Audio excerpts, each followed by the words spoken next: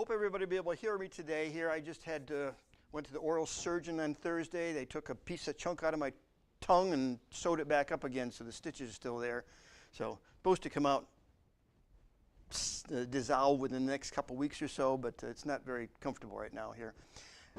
Anyways, my subject today is the Pilgrims in the early church in America.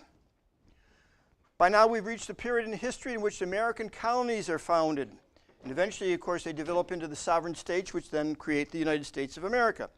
Up to this point, neither Mark nor Joe nor I have said anything about the exploration of the Western Hemisphere, the New World, during any of our lessons. But while the Reformation was spreading across Europe, countries like Spain, Portugal, England, France, Holland, and others were sending adventurers here westward to explore the new lands that Columbus had discovered. Now, of course, I realized, that there were other people, like the Vikings, who came and visited here before Columbus here. They settled in parts of North America, like Greenland and northern, easternmost portions of Canada and such here, but they didn't really leave much records behind or tell others back home about it. So the European interest in the Americas didn't really expand until explorers like Cartier, Cortez, Coronado, De Soto, Champlain, Vespucci, and Hudson, and others. They actually came here and returned home with detailed reports.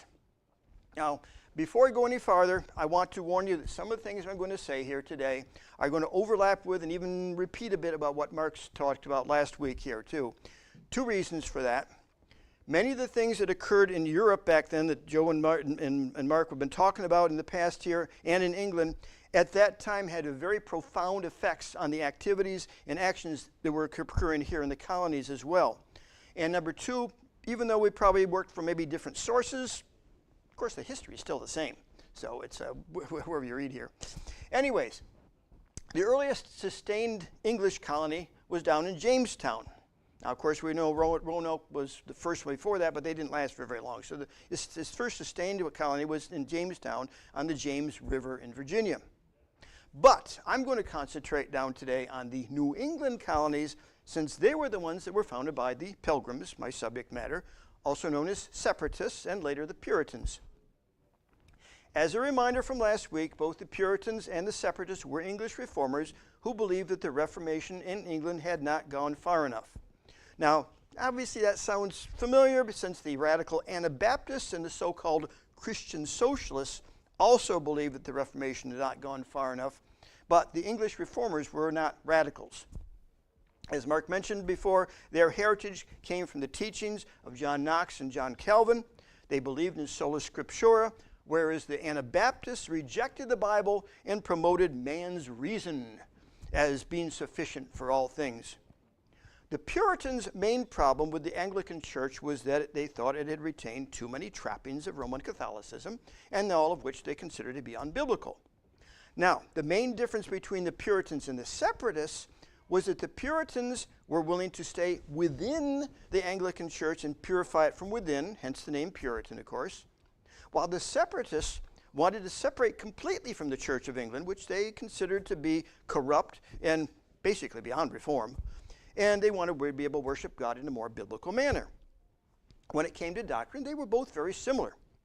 Deriving their theology from Calvin and Knox, they rejected the episcopal form of government with its ruling bishops, and they instead promoted independent local Presbyterian or congregational churches. They also rejected the Anglican Book of Common Prayer. My copy here was published back in 1820, so it doesn't go back to the 17th century here, but it's at least about 225 years old. I think it's the oldest book I have in my library right now here. Anyways, set that aside here. Because of these differences, King James I, as head of the Church of England, considered them to be heretics. In fact, he once said, "I will have no liberty as to ceremonies. I will have one doctrine, one discipline, one religion in substance and ceremony." And of the Puritans, he said, "I will make them conform, or I will harry them out of the land, or else do worse." Now, there was a separatist congregation in the village of Scrooby in England that had been driven underground by persecution. The same year Jamestown was founded, 1607, they decided to leave England. But the problem was that for a family to migrate required an official license to leave the country. Knowing that such permission would not be granted to them, they made several attempts to leave England secretly, but they were imprisoned when treacherous ship captains turned them in to the authorities. Eventually, though, the Scrooby separatists were able to move to Amsterdam in Holland and then on to Leiden, where they were finally allowed freedom of worship. They actually stayed there for well over a decade, about 12 years, but many problems arose during that time. Despite being respected by the Dutch, they were unable to get well-paying jobs, and they also had to work under rather poor conditions. They were also concerned that their children would lose their English culture, and even worse than that, that the worldliness of the Dutch would infect their children as well, too. Now, not all the Dutch were reformed at that time, I guess. Also, moving to Holland had not removed James' influence over them, or power, or authority, because at one point he requested the Dutch authorities to destroy the separatist printing press, which they had been using to print and smuggle Reformed doctrine books back into England. Finally, they realized that the only way they could escape the king was by leaving Europe entirely and emigrating to the New World. Lots of money and royal support was needed for such a venture, though. So the congregation bought shares in a joint stock company, the predecessor of today's corporations, called the Virginia Company, also known as the London Company, and they promising to share any profits with the London merchants who controlled that company.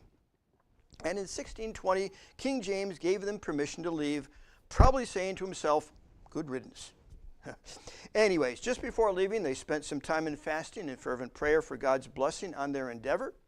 Later, they held a farewell feast for those leaving first, and their pastor, John Robinson, preached a sermon admonishing them to be confident in God as their provider and caregiver. At first, the separatists sailed back to England on a tiny ship called the Speedwell, which could only hold a small portion of the congregation. Robinson stayed behind with the remainders in Leiden, while one of their elders, William Brewster, went with the others in the ship. Another William Bradford, also traveled with the congregation. He would later write a book covering their travels in history called Of Plymouth Plantation, which hopefully Christians, at least children in school, have heard of that one, at least in Christian schools. In describing their departure from Leiden on July 22nd, 1620, he wrote, "And so they left that good and pleasant city, which had been their resting place near 12 years, but they knew they were pilgrims, and lifted up their eyes to the heavens, their dearest country, and quieted their spirits. What sighs and sobs and prayers rose from amongst them! What tears gushed from every eye!" And from this little passage here, we derive the name of pilgrims for this courageous group of Christian people. Now, last week, Mark mentioned that the many English translations of the Bible have been produced by this time here. Can anyone tell me what particular translation of the Bible the pilgrims brought with them to the New World? Anybody have any idea? Want to guess? Anybody? Nope. The Geneva Bible. Geneva Bible. Unfortunately, many Christians today know very little. Now, of course, Mark did mention the Geneva Bible last year. Many Christians today know very little, even nothing about the Geneva Bible. And it's such a groundbreaking translation. It was first published way back in 1560 by a group of English reformers who had fled England down to Geneva to escape the bloody Queen Mary's persecution at the time. It became instantly popular back in England, though. In fact, I understand that it actually went through something like 144 different editions between 1560 and 1644. My copy here is taken from the 1599 edition. It's been modernized because a lot of the spelling and words and such in here is people today wouldn't even understand a lot of the words that they used back then, since the English language has changed so much over the centuries. So this book here, that particular book, does have a particular significance in American Christian history because it was brought over by the Pilgrims and such and used. King James didn't become popular until quite a few years later, I guess, though, until they finally forgot about that here. Now, the Pilgrims, of course, were not the only ones making the voyage to the New World. There were other members of the Virginia Company that they would meet in England who they called strangers because they did not share the Reformed faith. The Speedwell first sailed to Southampton in England, and where the strangers joined them with the second ship, the Mayflower. I think we've all heard of that one. After loading everything aboard, the ship set sail on August 5th, but they didn't get very far. The Speedwell started leaking at the seams and began taking on water in the choppy seas, so they turned back and loaded everything aboard the Mayflower, which finally sailed on September 16th with about 102 passengers on board, of which 34 were children. Now, the Pilgrims' goal was to build a Christian society in the New World. The strangers, on the other hand, were young people, men and women in their 20s and 30s who were mainly concerned with gaining wealth and adventure, and they and some of the crew members mocked the Pilgrims during the voyage. One story relates how a particular crewman made fun of the travelers' seasickness and said he would be glad to throw their dead bodies overboard. Soon after, though, he became sick and died, and he was the first one thrown overboard. The ship's captain also made a fateful decision to follow along the 42nd parallel to cut off about 1,000 miles of travel time, hopefully avoid some of the Spanish pirates that were plying the Spanish Main further south. Unfortunately, he sailed right through the powerful Gulf Stream, which cut the ship's speed down to about 2 miles an hour. I think that's nautical miles. I can't remember. I think nautical miles are longer than land miles. I can't remember exactly. I haven't looked it up. Anyways, despite this, we can still see God's providence in operation during at least one incident in the voyage here. The ship encountered a powerful, massive storm, probably a hurricane. One of the main beams in the ship cracked, destroying the hull's integrity. At first, the captain and the crew tried to keep the damage secret from the passengers. But when the passengers finally became aware of the problem, a meeting was held to inform everyone. Some of them wanted to turn back. The captain decided to continue on, but at the same time, the damage still needed to be repaired.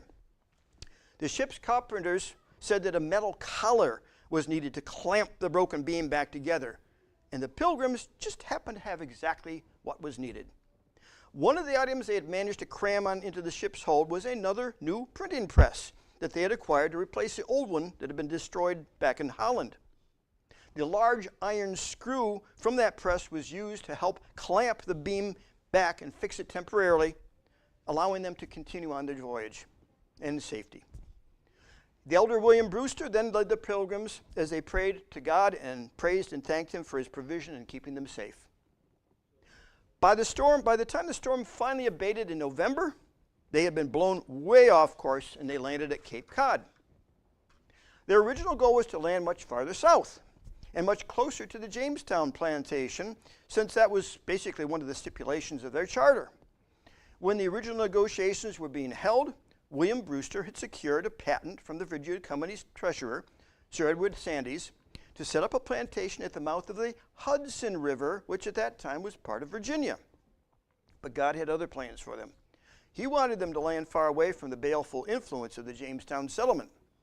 They were now way outside the boundaries of Virginia and the jurisdiction of the Virginia Company, and they realized they had to create a new separate government. Some troublemakers there saw this as an opportunity to create anarchy, no government at all, so as they could have complete freedom and license to do whatever they wanted.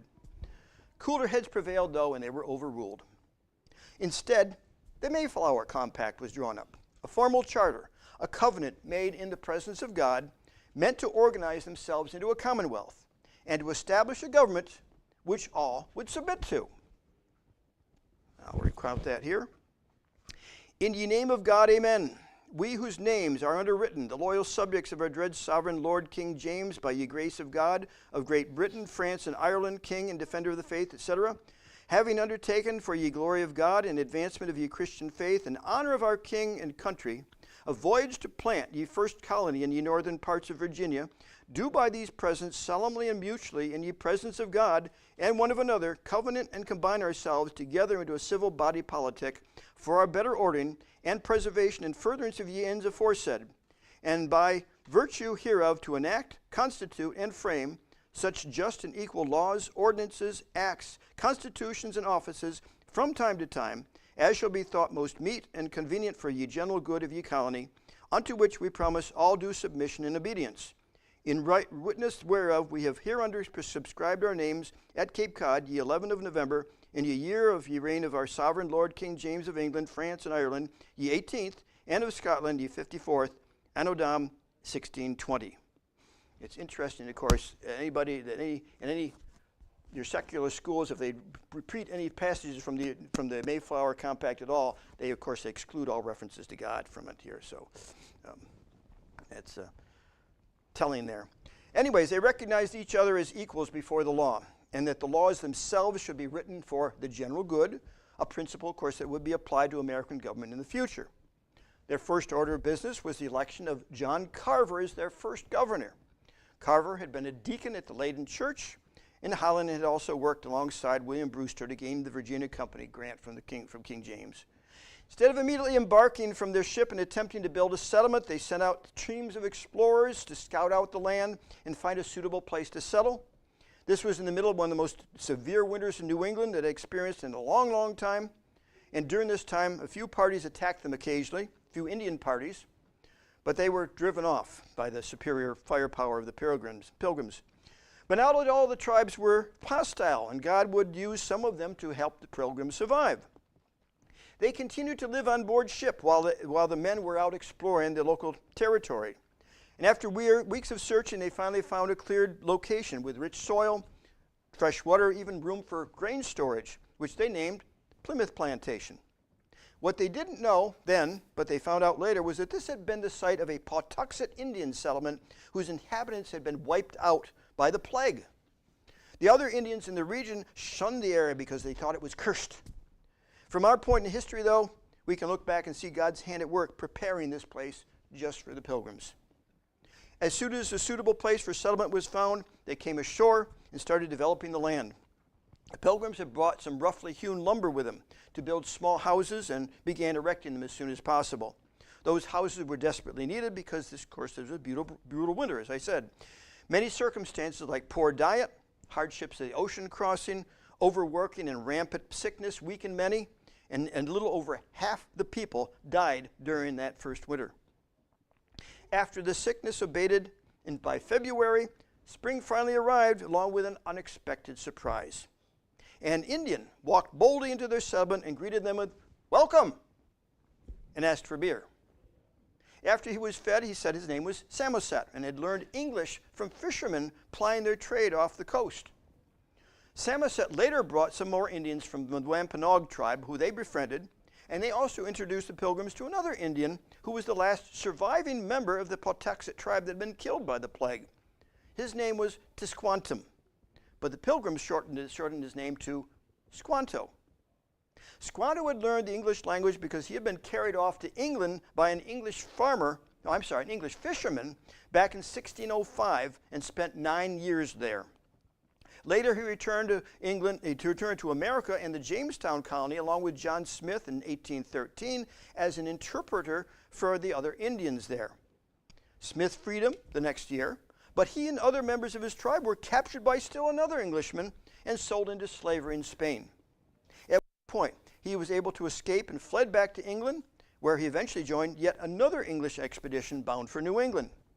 By the time he finally returned home, his tribe had been destroyed by that plague I mentioned, and he was the only one left. Squanto taught the pilgrims how to grow corn and other crops, how to preserve food for the winter, how to trap animals for their fur, and also taught them basic fishing techniques. Pilgrims came to see him basically as a blessing from God. Now, all these specialized skills were desperately needed because the pilgrims were working under an almost impossible burden that had been imposed upon them by the London merchants who controlled the Virginia Company. They had been forced to agree, when they signed the charter, that for 7 years everything they produced was the property of the company, and it was to be placed in a common storehouse for everyone to use equally and to draw from as needed. In effect, a form of communism had been imposed upon them. Of course, the word itself didn't exist back then. And it worked just as well back then as it does now, which means it didn't work. Communist systems of so-called common ownership always encourage laziness, resentfulness, and envy, as many people who refuse to work while others are forced to work for those who don't. In fact, this is, of course, why communism has to be forced on a people, because they're not going to accept it voluntarily. That's exactly what happened to the pilgrims. Not everyone was willing to work and do their part to raise the crops and do the multitude of chores that were necessary to keep them alive, while those who did the work resented those who complained about the lazy ones. Pilgrims operated under this oppressive system for something like about 3 years, growing barely enough food to survive. Finally, the current governor at that time, which was William Bradford by then, ended the practice by assigning each family their own plot of land and to grow their own food. As if by magic, people were now able to grow an abundance of crops to feed their families. Now that families were given the opportunities to provide for their own incomes and sustenance, they began to work diligently on their own property, working much harder than previously during the time of common goods and ownership. As a side note, I might add also that the Jamestown colony down in Virginia also had a communist system imposed upon them by their charter as well. But when Captain John Smith arrived there, he slowly transformed it into a system of personal property as well, and they were finally able to prosper when that happened too. And with the help of Squanto, the Pilgrims were able to harvest something like 20 acres of corn and other produce by 1621, despite that common system they were still operating under at the time. Governor Bradford decided it was appropriate to hold a day of celebration, praise, and thanksgiving to God for his abundant provisions. Men were sent out to capture wild game, and the local Wampanoag Indian chief, Massasoit, was also invited. The chief brought 90 braves along with him, along with 5 deer. The meals consisted of, and just reading this here makes my mouth water here. Meals consisted of venison, wild turkey, duck, goose, lobster. Oh, I love lobster. Clams, all sorts of vegetables, parsnips, turnips, cucumbers, pumpkins, radishes, carrots, beets, cabbage, and for sweets they had all sorts of berries. They had gooseberries, strawberries, plums, and cherries. Pilgrims even made some wine from their local grapes that were growing there, local wild grapes. So they were definitely not teetotalers, as some people, their detractors, would claim them to be. The celebration continued for something like 3 days, and they also included many games like shooting and archery contests, wrestling matches, foot races. Still another harvest celebration held the next year too as well. The Indians were invited again, and Massasoit brought his wife this time along with 120 braves this time. Whoa! Eventually, under the wise leadership of Governor Bradford, the Pilgrims were able to pay off their debts to the English merchants in the Virginia Company and finally become an independent and self-governing community. They still held their separatist beliefs, so that a few people journeyed from England to join them over the coming years. Most of those who came from England, though, like the later Puritan immigrants, they joined the Massachusetts Bay Colony that was founded nearby. But despite the slow growth, the separatist colony actually grew into something like 10 communities by 1643. So God rewarded them and blessed them for their staunch adherence to living by his word and covenant. Now, the Plymouth colony did not remain independent indefinitely, for in 1686, I'm jumping ahead a little bit here, 1686, both the Plymouth and the Massachusetts Bay colonies were combined into the Dominion of New England by King James II. This dominion also included some of the Middle Atlantic colonies as well. They were consolidating a group of colonies under the rather stern leadership of Sir Edmund Andros. When James II was overthrown in 1688 during the Glorious Revolution, it was hoped that the colonies would finally gain their independence. But by 1691, Plymouth was made part of the permanent royal colony of Massachusetts and remained so ever since, up until the Declaration of Independence. Now, so far I've been concentrating on the Pilgrim separatists, but the Puritans also made their way to our shores soon after. If you remember from last week, when Charles I took the throne after his father King James I died, he began to act in just as arbitrary and tyrannical manner as his father, probably if not even worse. He dismissed Parliament in 1629, imposed taxes without its permission to raise money for his battles with France and Spain. And since he had no interest whatsoever in reforming the Church of England, the Puritans became nothing much more than a considerable thorn in his side. The Puritans had not been able to convince his father to reform the church, and their hopes were dashed by Charles, who was personally opposed to the Reformation as well.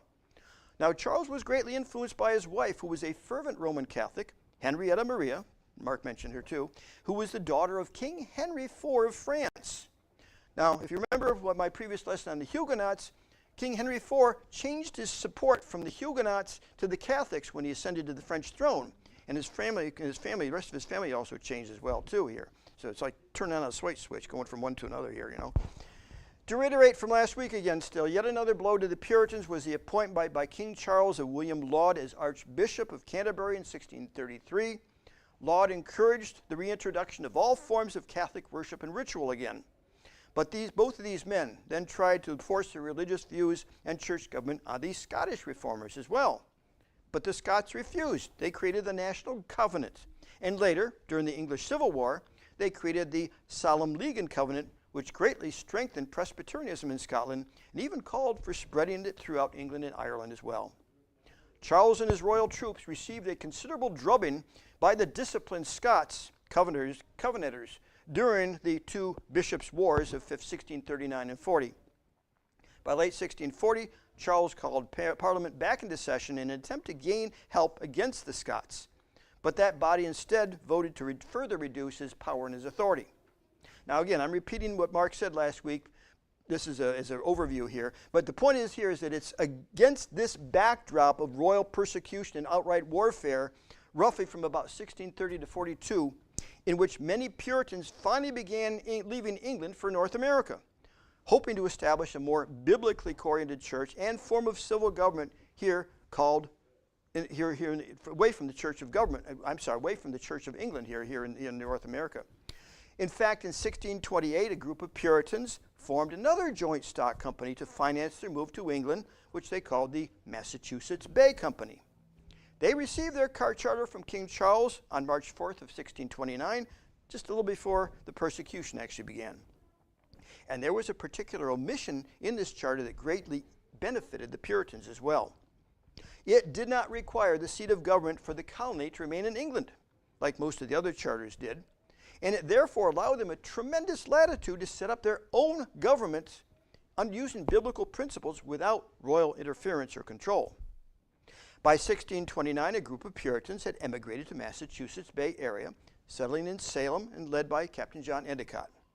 A year later, a much larger group of Puritans, almost 10 times larger than the first group of Pilgrims had been, left England for North America under the leadership of John Winthrop, a barrister and owner of a country estate in England. Earlier, Winthrop and other Puritans had debated whether to leave England to the corrupt influences of the king and his cronies and God's possible judgment on them as well, but they realized eventually that they had made no headway in reforming the church in that country here, and they decided that God wanted them to start anew elsewhere. Almost 1,000 men and women, including cattle and horses, journeyed this time in a fleet of 17 ships. And during the voyage, John Winthrop preached his famous City on a Hill message to inspire his fellow Christians to be faithful to God, because he would be watching and judging their every efforts. Here's a short fragment here. We must consider that we shall be as a city upon a hill. The eyes of all people are upon us, so that if we shall deal falsely with our God in this work we have undertaken, and so cause him to withdraw his present help from us, we shall be made a story and a byword throughout the world.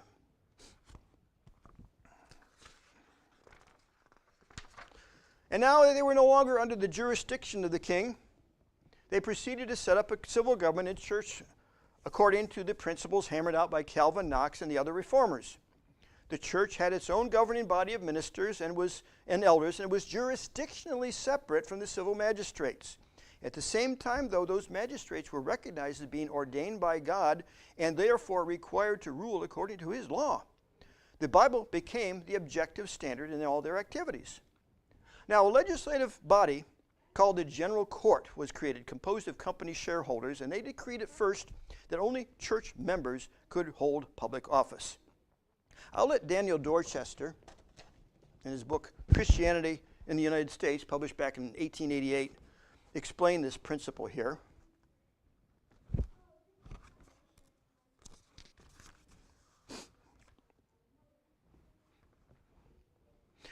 This principle was incorporated into the colonial laws of Massachusetts, Maine, and Connecticut. A desire to promote the welfare of the state led to the adoption of this restriction upon the character of the men who should choose their rulers, make their laws, and manage the affairs of the colony. It was not to benefit or aggrandize the little organizations which constituted these churches, but to secure good and honest citizens to administer the civil government. Nor was this practice of the Puritan Commonwealth altogether strange and exceptional in that age. Throughout Christendom, neither Jews, Turks, pagans, infidels, nor excommunicated persons could enjoy the full privileges of citizenship. They must be in communion with the churches established by law. It was the universal prerogative of the church to confer the civil franchise.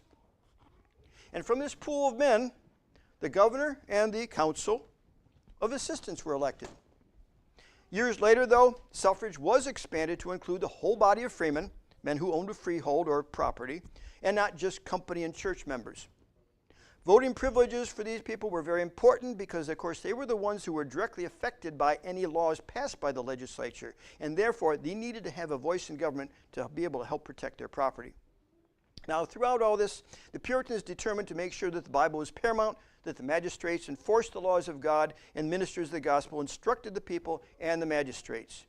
To quote from Daniel Dorchester again, the key principle was that government, civil and ecclesiastical, is constituted and administered upon the Bible as the source of knowledge and authority, with no kingly nor episcopal supremacy. The discipline of the church in the early days was prompt, vigilant, judicial, and carried out with a strong public authority. One thing they forbade at first was that ministers could not hold public office. Sorry, Mike. And because they felt this would cross jurisdictional boundaries. Many years later, this restriction would be lifted, and many ministers would be elected to office and even help to write new laws and state constitutions, again, based on biblical principles. One of the first governmental documents produced by the Puritan General Court was the 1641 Massachusetts Body of Liberties. It was a comprehensive list of laws based on Scripture and included separate sections specifically pertaining to freemen, women, children, servants, foreigners and other strangers, and other miscellaneous subjects. This time I'll let Donald Lutz in his book, Colonial Origins of the American Constitution, explain its significance.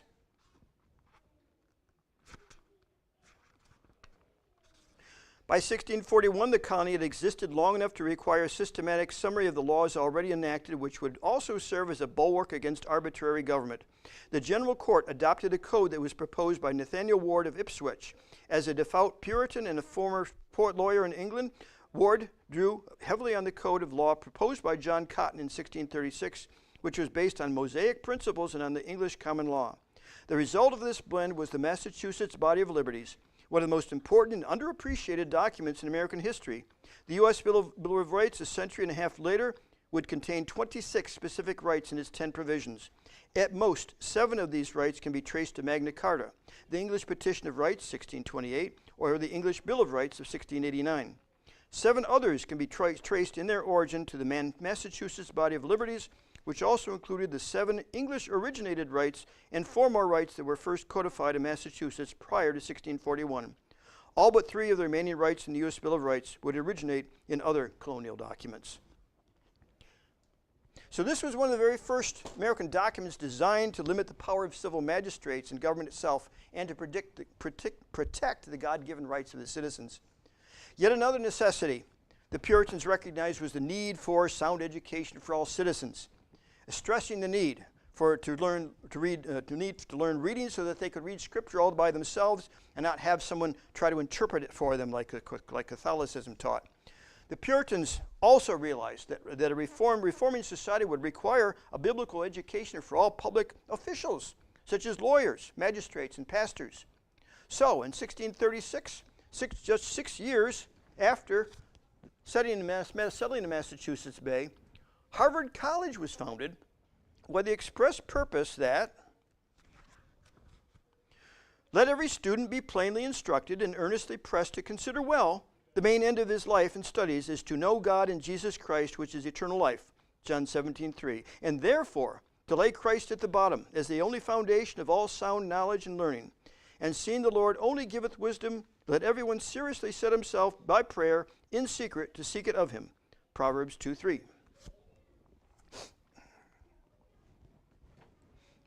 College was named after John Harvard, who donated half his estate and his entire library to the school to help with its founding. A student back then could enter the school as young as 14.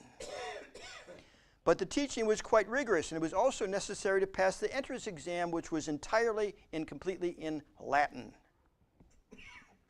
So it had to have so you already had to have pretty much a high degree of education already before attempting to even enter Harvard. From 1642 to 1742, 100-year period, 1,421 graduates left Harvard, of whom 641 became ministers. But Harvard was mainly for those entering public service or the ministry.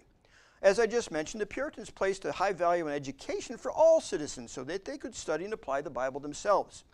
To ensure a high level of education for the colony's children, the General Court passed a law in 1647 with the official title, "The Book of the General Laws and Liberties Concerning the Inhabitants of the Massachusetts, collected out of the records of the General Court for the several years wherein they were made and established."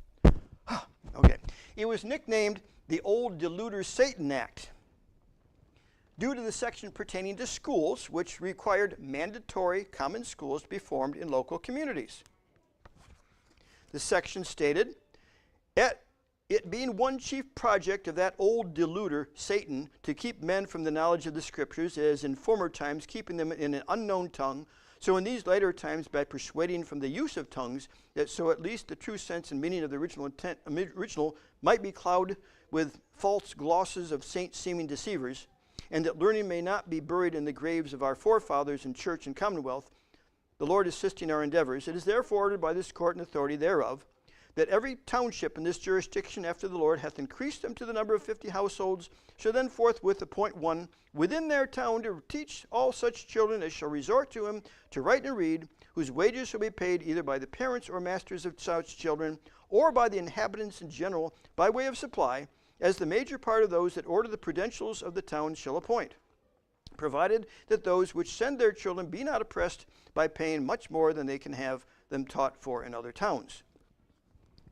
Most education back then, of course, was mainly homeschooling, but though some communities hired teachers to run a common school for them. These were not public schools like we have today. They were not controlled by the government, but they were controlled by the parents who paid the teachers' salaries. The Old Deluder Act now made these community schools compulsory.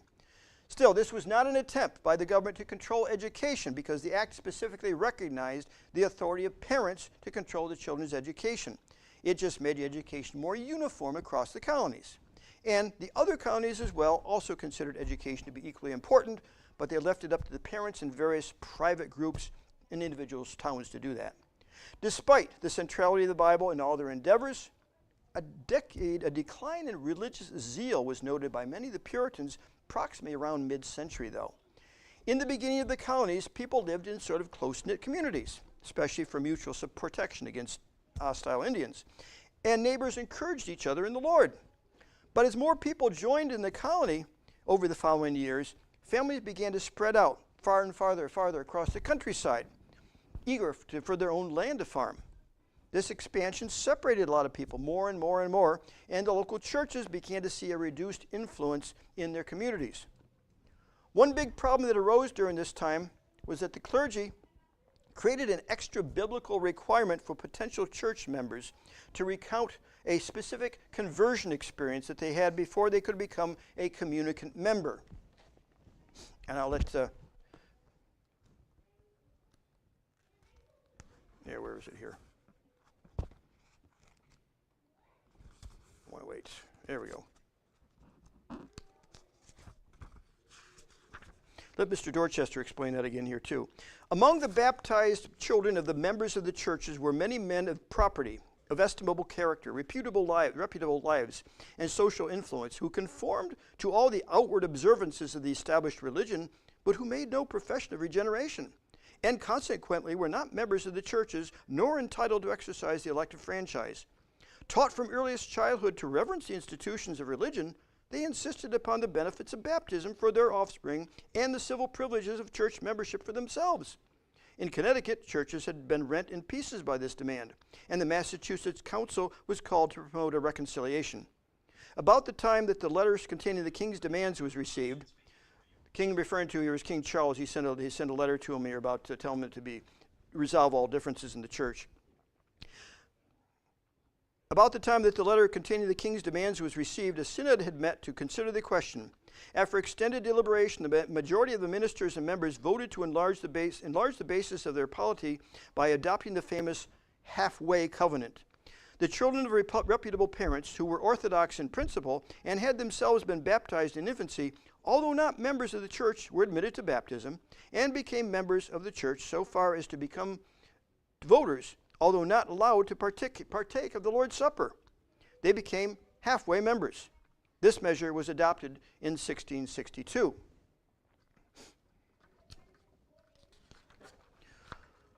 So this halfway measure drove many of these younger generation away from the church, since they were denied full church membership by it. It also drove many of the more stringent Puritans to complain that biblical standards were being compromised by the halfway covenant, and they feared God's punishment. Several recent disasters seem to confirm those fears of God's wrath as well. A large portion of the city of Boston was destroyed by a fire in the late 1670s. That was then followed by a smallpox epidemic, which also killed many.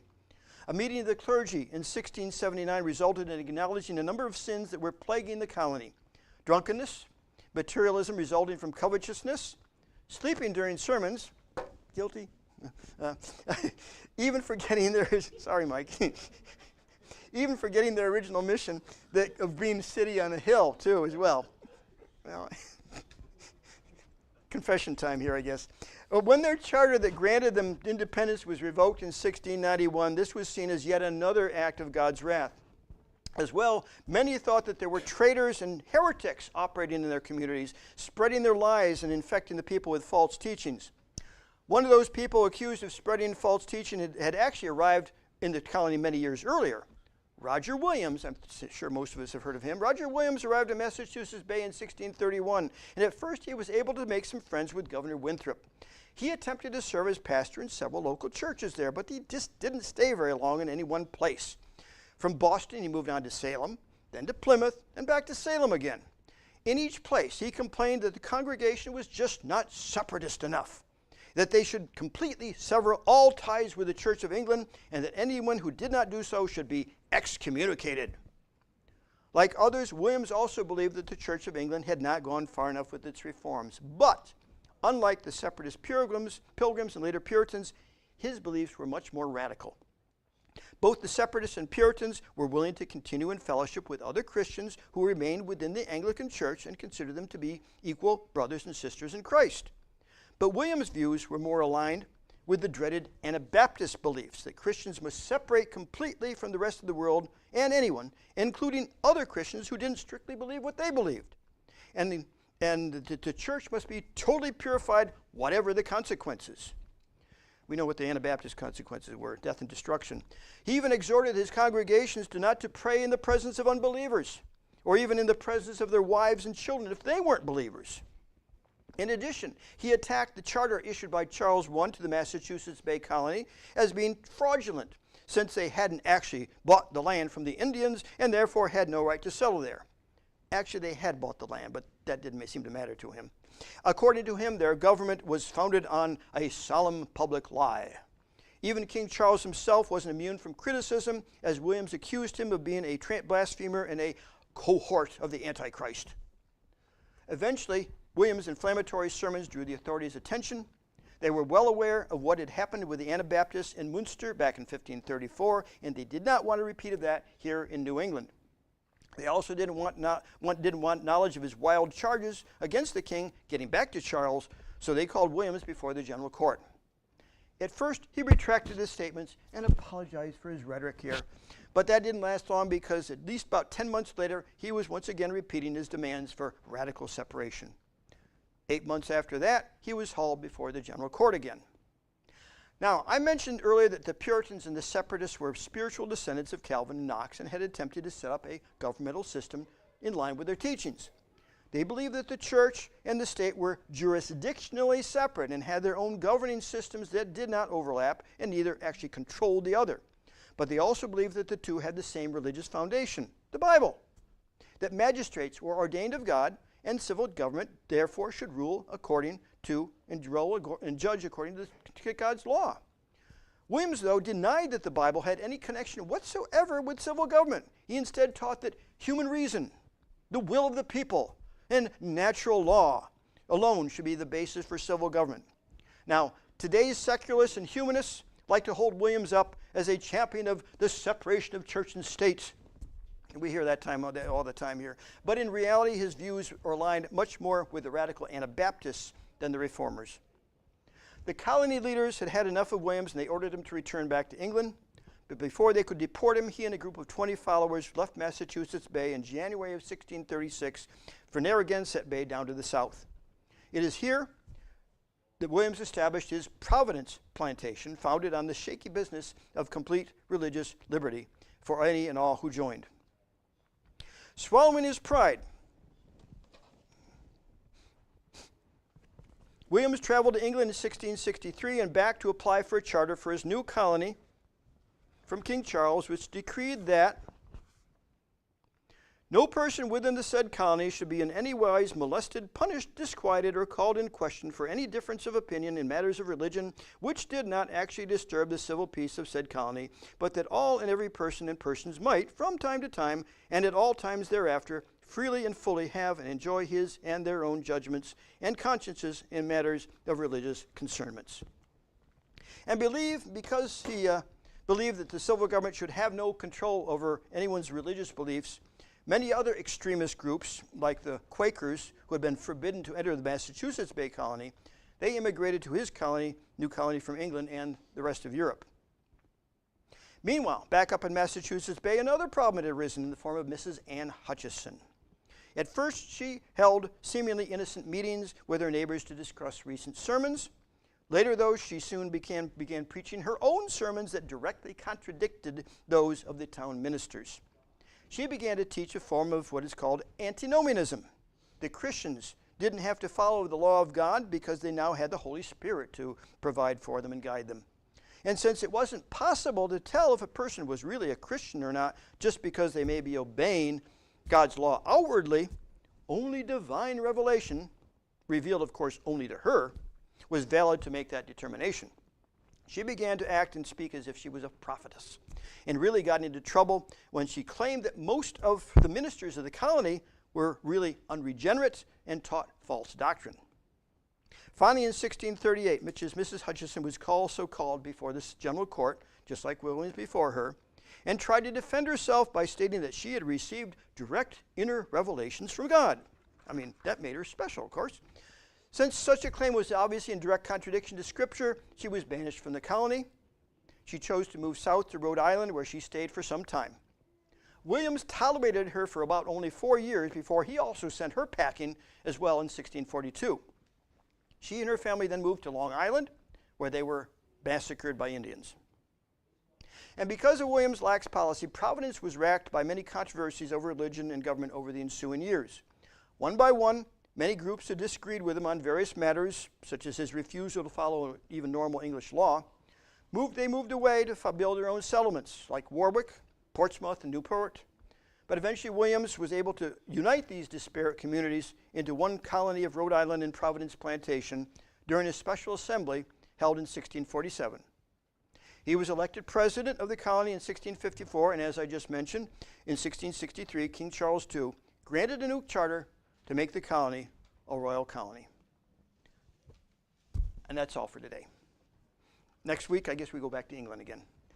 I don't know if anybody has any questions or comments or concerns or anything at all. Or not that I consider myself to be an expert. Okay. Let's have a final prayer then.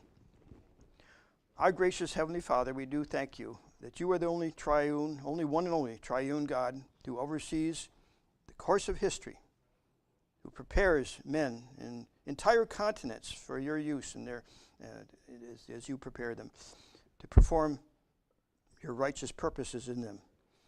Though we may not see it at that time and only see it in the future, we give thanks for your many blessings to us here, just as your servants also, the Puritans and Pilgrims, gave thanks to you many centuries ago as well. We continue to do so.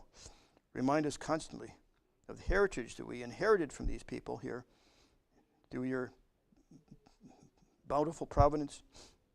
And we ask you to keep that flame burning in our own hearts and our own souls here as we strive to be as your servants